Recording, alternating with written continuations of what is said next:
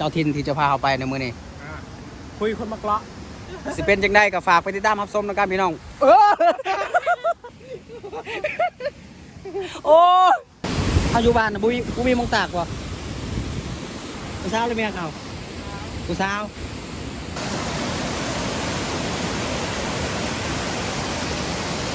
เส้นทางลึกลับทุกคนเส้นทางที่ผ่านไปในหมู่บ้านนี่เป็นปราสาททุกคนในเขตนี้เนาะก็คือลึกลับอีหลีทุกคนเนาะลึกลับแห่งเนาะ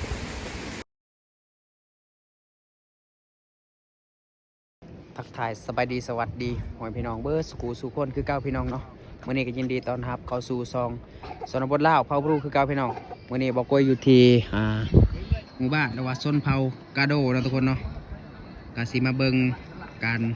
สัญจรไปมาของชาวบ้านในเขตนี้นะทุกคนที่อยู่คนละภาคเซเนาะอันนี้คือการใช้ชีวิตของเพื่อนในพี่น้องที่เวลาออกไปตลาดหรือว่าออกไปข้างนอกเนาะก็ต้องได้ขี่เพื่อแพร่แบบนี้เนาะที่เป็นกระพุ้ยนะทุกคนเบิ้งผู้ยางดื้อหับน้ำหนักได้ลายกิโลอยู่เนาะเพราะว่าอันนี้แมนทางพี่น้องเพื่อนทางนี้นะสิออกไปทางนอกเพื่อที่จะไปประชุมเนาะไปเวียกไปงานเนาะแต่ว่าต้องดึงเสือกไปได้ดึงตามเสือกไปเพราะว่ามันบ่มีจักบุมีเฮือจักเนาะก็ต้องได้ดึงเสือกไปกว่าสิไปหอดฟังนั่นหนักโบแมนเรื่องง่ายๆเลยเนาะถ้าน้ำใหญ่นี่ก็เมื่อยไล่เติบอยู่อันนี้ก็เมื่อยคือกันดอกเห็นบ่สนเผากาโดสนเผาเป็นสนเผาบรูอีกสนเผาหนึ่งได้ทุกคนที่อยู่ในเขตเมืองสมุยเนาะแขวงสวรรค์แขวงสารวันทุกคนบรรยากาศตามหมู่บ้านอ้อมหมู่บ้านของเพิ่นก็สิมีแต่ภูเขาทั้งนั้นหมู่บ้านก็สิทั้งพุ่นแหละหมู่บ้านของเพิ่นเนาะเอาออกมาจากหมู่บ้านแม่น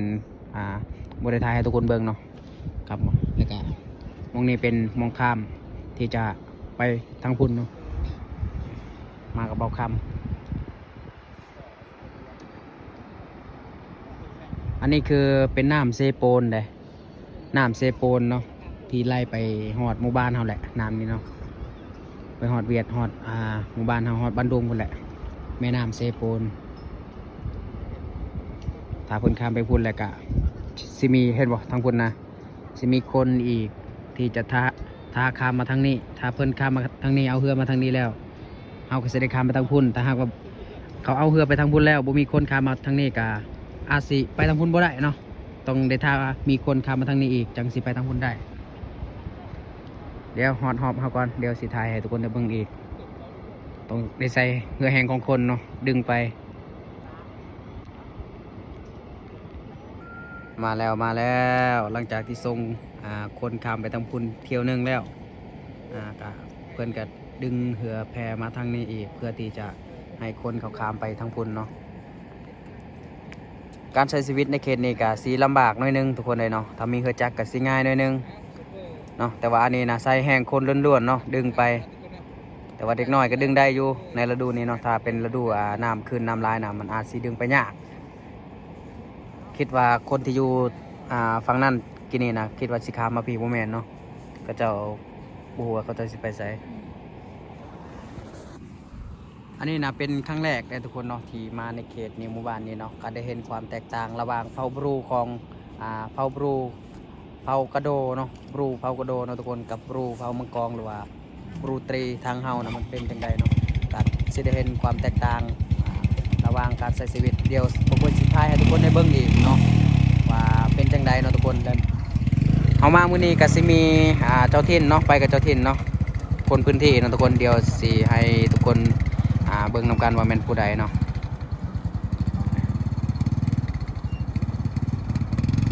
ขึ้นมาที่เรือแพเป็นที่เรียบร้อยแล้วทุกคนเรือนี้บรรทุกได้จักคนบ่าวรถนี่บรรทุกได้จักคันใส่ได้จักคันเลย6 คันผู้เรือแพเห็นว่าน้อยๆซ้ำนี่นะบรรทุกรถได้6 คันบนได้ทุกคนขอบุแมนว่าน้อยๆได้เนาะ6 คันกันลายถือว่าลายน้ำหนักลายอยู่เลยอันนี้ก็3 คันแล้วก็สิมีคนอีก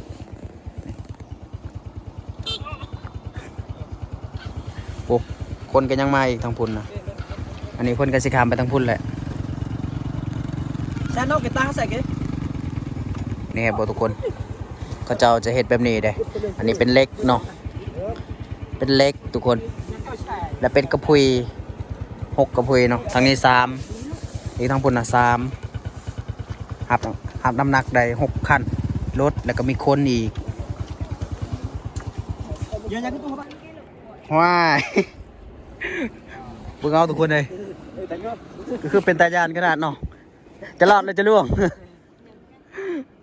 โอ้ยเป็นครั้งแรกวัดเซียวขนาดเนาะก็คือแบบเราไม่เคยข้ามแบบนี้เนาะก็คือแบบวัดเซียวขนาดเนาะแต่ว่าเขาเจ้าว่าข้ามได้บ่เป็นหยังดอกทุกคนเบิ่งคุณเลยอันนี้ก็คือน่าจะเป็นแบบพากระพุยนี่มันอาจจะโบแนนบันไดเนาะมีน้ำเข้าในกระพุยอีกเนาะอีกหน่อยหนึงก็คือเขาเจ้าจะบ่ให้ตีงได้ตีงบ่ได้ในตอนนี้นะตีงบ่ได้ขอบคุณนะเช็ดปัดนี้บ่ให้หายใจอีกบ่ หายใจบ่ได้อีกบ่ตอนนี้นะ เป็นไทยเบาคำอยู่ดีๆเลยอย่าหายใจเลยติงบ่ได้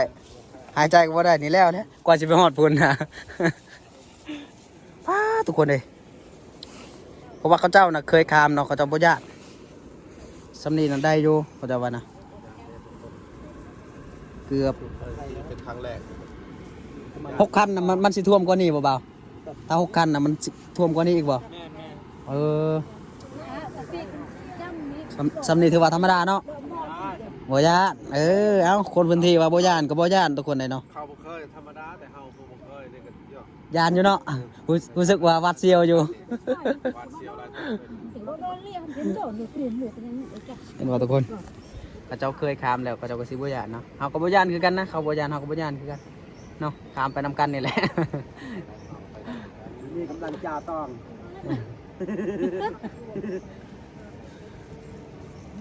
จะใช้เวลาในการดึงจากฝั่งนั้นข้ามมาฝั่งนี้ก็ใช้เวลาจูจาก 4-5 นาทีนี่ก็น่าจะหอดฟังแล้วเนาะโอ้บรรยากาศมื้อนี้ถือว่าแดดได้ทุกคนคิดว่าทางนี้นะอากาศสิหนาวกว่าทางบ้านเฮาเนาะแต่ว่ามื้อนี้นะแดดออกไปแห้งๆนึงอันนี้ขนาดตอนเช้าเลยเด้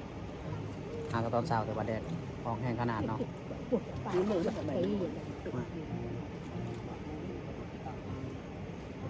หวาดเสียวขนาดเขาว่าโบยานก็โบยานแล้วเฮาท่วม จ่าถึงจ่าต้นน้องกล้วย ทางพุ่นนะวิวโคตรงามเลย เป็นภูเขา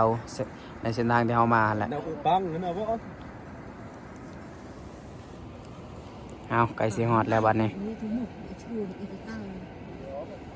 โอ้หลอดมาได้เซยทุกคนเลยเนาะหลอดมาได้เซยคิดว่าสิบ่รอดแล้วเพราะว่าเขาบ่เคยข้ามมากับเป็นตาย่านเนาะแต่ว่าเขาเจ้าเคยข้ามมานะเขาเจ้าว่าบ่ย่านดอกซ้ำนี่นะปกติแล้ว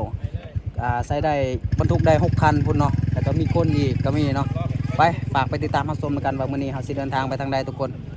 คนพื้นที่สิพาเราไปทางใดเนาะเดี๋ยวสิให้ไปทักทายสบายดีเพิ่นแต่ว่าตอนนี้ยังขับรถยังอยู่เนาะมาแล้วจึงสิให้ทักทายเด้อเนาะฝากทุกคนติดตามรับชมไว้ว่าสิไปทางใดมื้อนี้หลังจากที่ข้ามเรือมาเป็นทีเรียบร้อยตอนนี้ก็คืออันนี้แหละเจ้าถิ่นที่จะพาเราไปในมื้อนี้ คุยคนมักเลาะ เบาคุยคนมักเลาะเนาะ แม่น คุยคนมักเลาะซื่อๆบ่ บ้าคุยคนมักเลาะแม่น บ่มีบ่าวเนาะ บ่มี แสดงว่าบ่แม่นบ่าวแล้วบ่แม่นพวกเขาเนาะ เอาสิเป็นจังไดก็ฝากไปติดตามรับชมนะครับพี่น้อง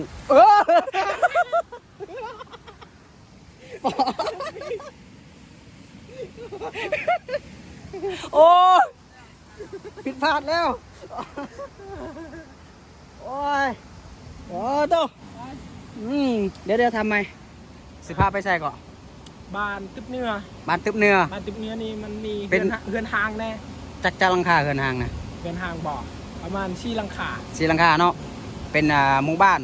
ลึกลับเนาะ แม่น ถ้าโบแมนคนพื้นที่เนี่ยจะบ่บูจักดอกว่ายังมีหมู่บ้านเนาะทุกคน แม่น เดี๋ยวจะให้เบิ่งเส้นทางนี่เส้นทางที่เราจะไปทุกคนมากับเบาคำเนาะ โอ้ยมันสิต้องโดนปะเนี่ย เอาโบแมนนำเซโปน โอ้ย เอาเซโปนทั้งคุณเนาะ มันสิปะเนี่ย โอ้ยปานนี้ทุกคน ไปเบิ่งนำกันว่าหมู่บ้านลึกลับที่เบาคุยพาเฮาไปเบิ่งเป็นบ้านห้างเนาะทุกคนเนาะว่ามันสิเป็นแบบใดไปเบิ่งไปติดตามรับชมนำกันโอ้ยตกเฮวกินนี่นะไปโอ้ต้องพุ่นเขาเจ้าตากข้าวพี่น้องเอ้ยเขาตากข้าวอยู่ในนี่เลยเนาะอยู่น้ำตกทุกคนเห็นบ่ไปก็คือเขาจะข้ามน้ำไปได้ทุกคนไป เปียกๆเนาะ เปียกกับเปียกอย่ามันข้ามน้ำไปเลยได้โอ้ยมื่นเถอะวะ หนานะเด็ก ไปไปทุกคนอย่าให้ลมหลอบซองได้กินนี่นะเกือบแล้วเอ้ยบ่ได้เกือบดอกลงเฮวแล้วกินนี่ นี่ไปทางนี้มืดแล้วเนาะ ไปถอยเด้อถอยได้นี่ตกน้ำนี่เรียบร้อยแล้วโอ้เส้นทางทุกคนหมู่บ้านลึกลับ มืดมาทุกคน คือ เนาะ ลึกลับอีหลีเลยต้องค่อยๆไปเนาะเพราะว่ามันมืดหลายทุกคนเขาเจ้าตากเข้าได้จังใดทุกคนเลยนะ โอ้ยโอ้ย เดี๋ยวเขาจะไปทางนี้แหละ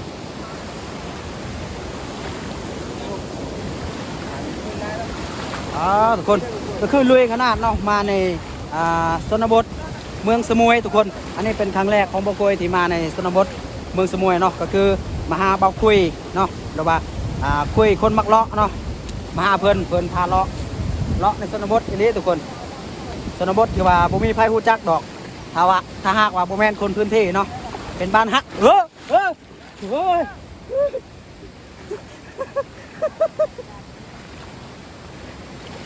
โอ้มื่นขนาดได้ทุกคนเลย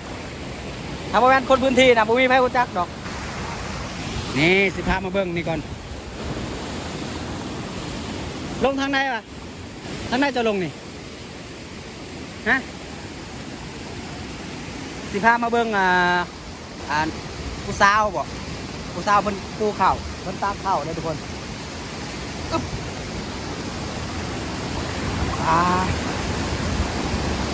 ถ้าอยู่บ้านนะบุมีมองตากบ่ผู้สาวหรือเมียเขา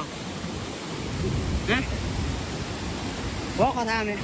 ผู้สาวหรือเมียเขาผู้สาวว้าวผู้สาวเลยทุกคนเลย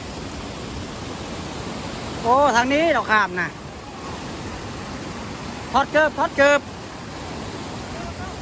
แต่ไม่เห็นผู้สาวตากข้าวทุกคนเลยแต่ว่าเพิ่นบ่ได้ตากดอกเพิ่นมากู้เนาะกู้ข้าวเพราะว่าเพิ่นตากตั้งแต่น่าจะตากแต่เช้าเลยทุกคนโอ้เพิ่นน่าจะตากแต่เช้าเนาะตากอยู่ที่ก้อนหิน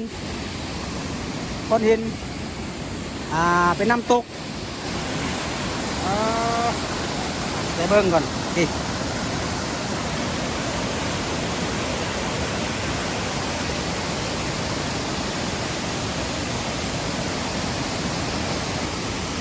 มีอะไรเปล่าไปพูดบ่ไปเส้นทางที่เราจะไปทุกคนต้องได้เข้าไปในป่าเนาะเป็นหมู่บ้านลึกลับอีนีเนาะมาเอาดิมีคนเคยไปถ่ายอยู่บ่มีอยู่เนาะโอ้แสดงว่าเคยไปถ่ายอยู่หรอกมีคนเคยไปถ่ายอยู่เอามาเอาดิเอาดิโอกล้าบ่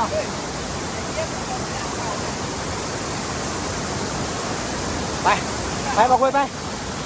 เราจะกล้ามาเอาเลย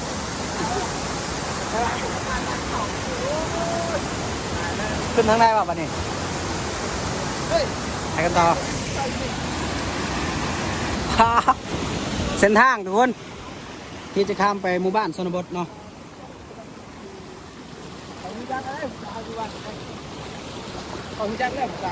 สาวยัง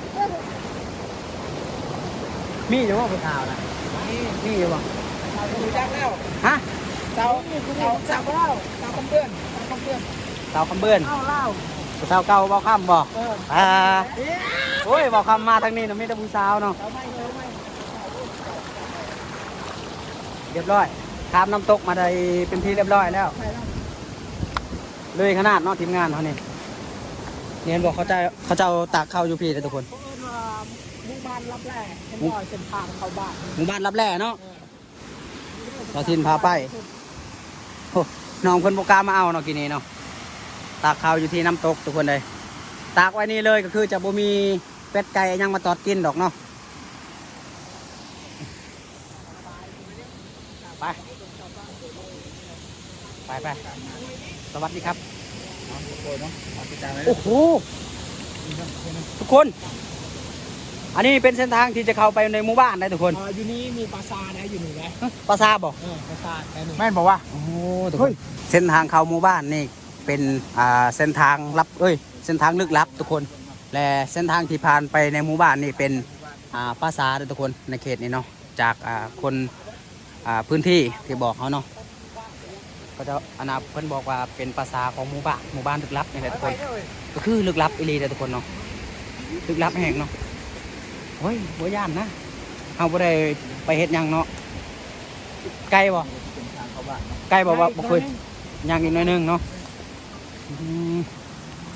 โอ้โหลึกลับอีหลีอันนี้นะ ผมเคยมาด้วยนี่เป็นครั้งแรกของ ครั้งแรกในชีวิต โอ้ยเนาะ แม่นครั้งแรกเลยหมู่บ้านรับแลทุกคนบ่คิดว่ายังสิมีหมู่บ้านอีกได้ถ้าหากว่าบ่มีคนพื้นที่พาไปนี่เราจะบ่รู้จักว่าในเขตนี้ยังมีหมู่บ้านเนาะ ขนาดคนพื้นที่ยังเป็นตาญาติแล้วเนาะ เดี๋ยวนี้บ่กล้าไปเฮา บ่กล้าไปบ่ เดียวบ่กล้าไปบ่ แม่น เพราะว่าเส้นทางมันต้องผ่านปราสาทอีกเนาะ แม่น โอ้โหไปเดียวฮอดหมู่บ้านเดี๋ยวสิถ่ายให้เบิ่งอีก กล้องคือส่ง ตอนนี้ก็คือมาฮอดหมู่บ้านชนบทหรือว่าหมู่บ้านห่างที่เบาคุยพาเฮามาในมื้อนี้เนาะทุกคนเนาะและ สิเขาไปยังบ่ ไผที่อยากเบิ่งหมู่บ้านห่างในหมู่บ้านแห่งนี้เนาะเป็นจังใดทุกคน ขึ้นเลยบ่ เดี๋ยวบอกกล้วยสีพาทุกคนไปเบิ่งเนาะแต่ว่าบอกกล้วยสีเฮ็ดเป็น EP เนาะก็คือบอกกล้วยสิจบคลิปนี้ก่อนพี่น้องและจังสีรีวิวหมู่บ้านห่างที่บอกกล้วยพาเฮามาในมื้อนี้ว่ามันเป็นจังใดและสิไปถามบอกกล้วยนํกันว่าหมู่บ้านห่างนี่เป็นหยังเขาเจ้าคือย้ายจากนี้แล้วไปอยู่หม้องอื่นแล้วเป็นหยังคือบ่มางเฮือนทิมจึงเป็นหยังคือว่าปะเฮือนให้เป็นแบบนี้เนาะทุกคนเนาะฝากติดตามคลิปไว้ทุกคนเลยเนาะคลิปนี้ขอจบเพียงเท่านี้ก่อนพี่น้องฝากกดไลค์กดแชร์หน่อยเด้อขอกราบคำว่าสบายดีเด้อพี่น้องเด้อเนาะ